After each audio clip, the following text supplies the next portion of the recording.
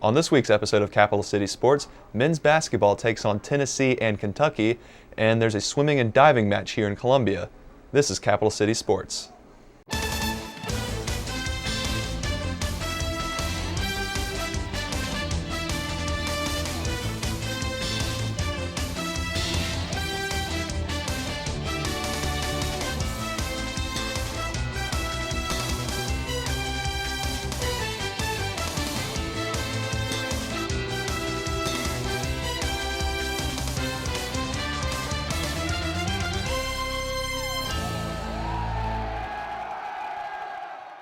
What is up? I am Stan Smith. Welcome to the first episode of 2015 of Capital City Sports.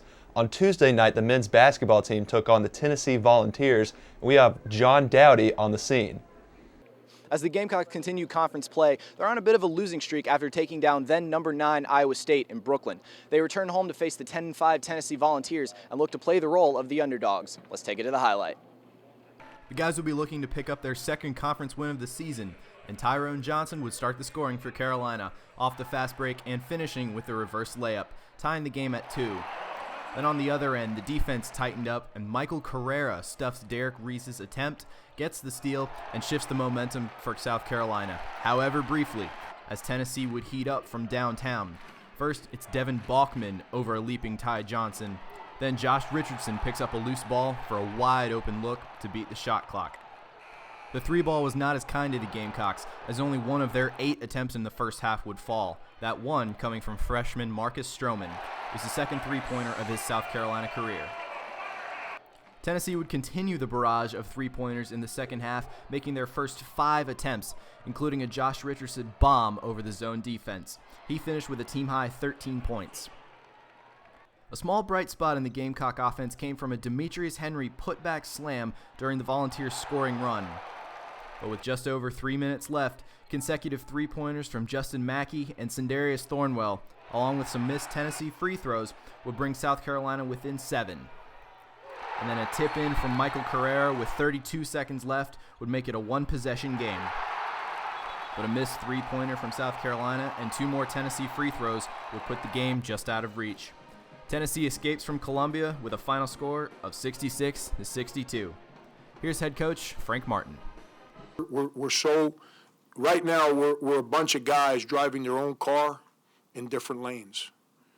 And unless we decide to get back in that van we were driving, where we're all in that van together in the same lane, we're not going to be able to overcome these teams in the league play. They're too good. When you go through adversity, you either come together or you fall apart. It's one or the other. Let's see which way we go. There's a reason we've lost 4 games in league play. And it has nothing to do with the score. Yes, the opponents are good. I said that after the Iowa State game. We got 18 of these coming. We better be engaged and positive and as connected as you possibly can so you can figure out a way to have 66 and the opponent 62. We're not doing that right now, so it's no surprise we've been on the short end of the stick. The guys have some soul-searching to do before they come back on Saturday to take on the number 1 Kentucky Wildcats. Reporting from the Colonial Life Arena, I'm John Dowdy, Capital City Sports. This weekend, the swimming and diving team hosted a meet against 3 other teams. Let's take it to Brett Williams, who's at the Blatt Aquatics Center. For many Gamecock fans, the best way to make the most of a rainy January weekend here in Columbia was to go to the pool and watch their South Carolina swimming and diving team compete in their final regular season meet of the year at Carolina Natatorium. The men came into the weekend 4-4 on the year, the women 6-4, and the women particularly brought in momentum into this meet after knocking off number 16 Missouri last weekend. Head coach McGee Moody described that comeback win as perhaps the biggest in South Carolina women's swim and dive history. As for this meet, it took place over 2 days in an attempt to replicate the upcoming SEC Championships, a 5-day swimming and diving marathon. The 2 days just meant twice as long for the South Carolina seniors to enjoy their final meet at home. Let's take it to the highlight. Here we go from the Aquatics Center nestled in the back of Blatt. South Carolina welcomed Vanderbilt, Wingate University, and Queens University of Charlotte to town for this one. It was a successful meet for South Carolina right from the start. One of the early races was the men's 500-yard freestyle, and that's freshman Akram Mahmoud at the top of your screen. He would win this one, and he would later beat the school record in the 1650 free by a whopping 7 seconds. That was a 27-year-old record here at USC, and now belongs to the freshman Mahmoud. And another freshman, Niels Wich-Glosson, at the bottom of your screen, already has the school record in the 200-yard breaststroke, and he edged his opponent from Wingate in this race, the 100 breast. We go now to the 200 backstroke. Sophomore Jonathan Boland has already qualified for NCAAs this year in this event. In this particular run, he finished third, but the first 4 competitors in this one, all Gamecocks. On the women's side, Ashley Ferguson here had a nice run in the 200 back. She would finish second between the 2 heats, and a solid meet for the women overall. 13 personal records or career best times set in this one. Meanwhile, on the boards, there was a showdown in the Palmetto State as women's diving took on the Clemson Tigers. South Carolina would dominate and take 5 of 6 podium spots between the 1 and 3 meter events. Here's Julia Vincent, who won the 1 meter. And for senior Patty Crayons, who won the 3 meter, she may have saved her best dive for last.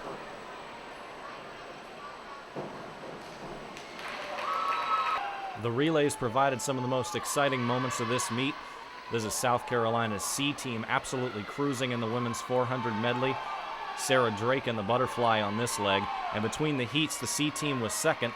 That means they beat all the B teams and all but 1A. On the men's side now, we go to a tight race in the 400 medley. That's Marwan El Kamash for the Gamecocks in the black cap near the bottom of your screen as he tried to chase down his opponent from Queens, and I'll let the crowd take it from here.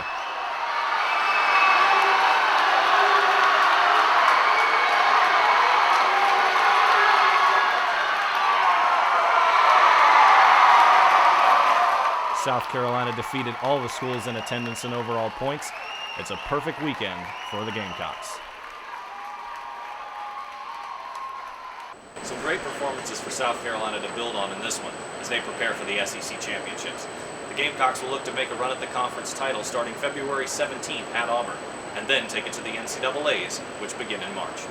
Reporting from Carolina Natatorium, I'm Brett Williams, Capital City Sports. And Saturday afternoon, the #1 ranked team in the country, Kentucky Wildcats, came to Columbia and Colonial Life Arena. We have Nick Jones on the action.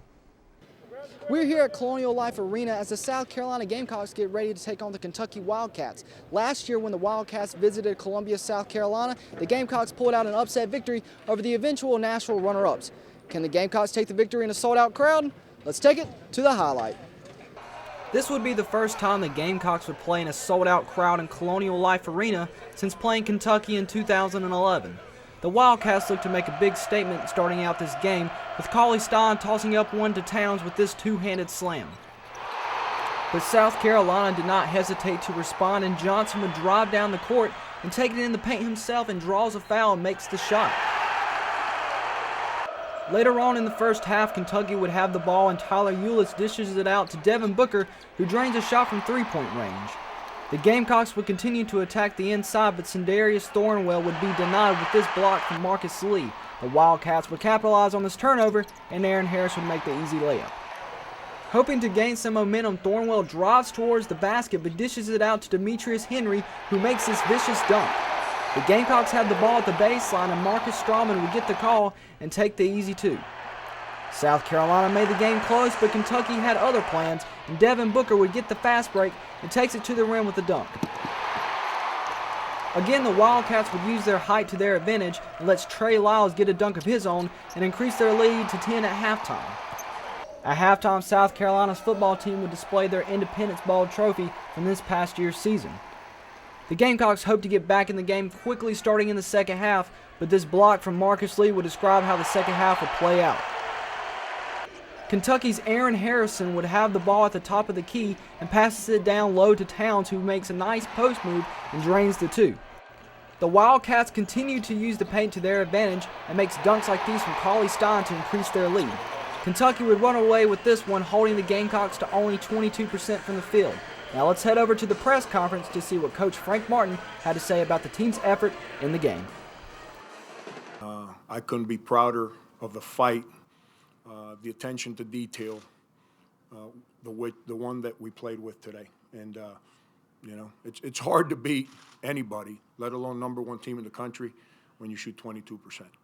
But if our fight is what it needs to be, we'll be okay. The Gamecocks win the battle off the boards, collecting 40 rebounds, but they will only shoot 22% from the field. On Wednesday, they travel to Baton Rouge to take on the LSU Tigers. For all of us at Capital City Sports, I'm Nick Jones. That concludes this week's episode. Like us on Facebook and follow us on Twitter at CCS on SGTV, and go follow us on Instagram at Capital City Sports. I'm Stan Smith. See you next week.